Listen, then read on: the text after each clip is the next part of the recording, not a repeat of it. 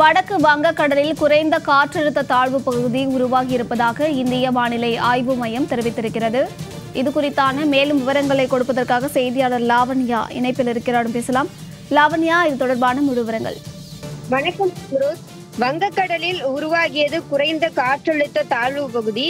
அதாவது தென்கிழக்கு வங்கதேசம் மற்றும் அதனை ஒட்டிய வடக்கு அந்தமான் கடல் மற்றும் மியான்மர் கடலோரம் ஒரு வளிமண்டல சுழற்சி நிலவியதன் தாக்கத்தால் இன்று வடக்கு வங்கக்கடலில் ஒரு குறைந்த காற்றழுத்த தாழ்வு பகுதி உருவாகியுள்ளதாக இந்திய வானிலை ஆய்வு மையமானது தகவல் தெரிவித்திருக்கிறது.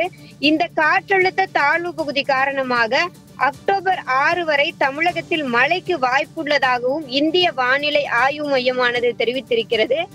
ஏற்கனவே அந்தமான் உள்ளிட்ட பகுதிகளின் மேல் வளிமண்டல சுழற்சி நிலவுவதன் காரணமாக தமிழகத்தின் வட மாவட்டங்கள் மற்றும் தென் மாவட்டங்களில் லேசானது முதல் மிதமான மழை, சில மாவட்டங்களில் கனமழை பெய்து வரக்கூடிய இந்த சூழ்நிலையில் இந்த வங்கக்கடலில் நிலவி வரக்கூடிய இந்த குறைந்த காற்றழுத்த தாழ்வு பகுதியின் காரணமாகவும் வரும் அக்டோபர் 6 வரை மழைக்கு வாய்ப்பு இருப்பதாக இந்திய வானிலை ஆய்வு மையமானது தெரிவித்திருக்கிறது.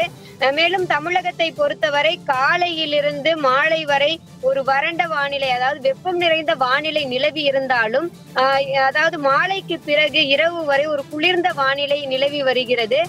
மேலும் வெயிலினுடைய தாக்கம் பகலில் அதிகமாகத்தான் இருக்கிறது. இருப்பினும் அவ்வப்போது இப்படியான மழைகள் பெய்து வருவது பொதுமக்களுக்கு ஒரு மகிழ்ச்சியான ஒரு விஷயமாகத்தான் இருக்கிறது. அம்ருத், விவரங்களை வழங்கியமைக்கு நன்றி லாவண்யா.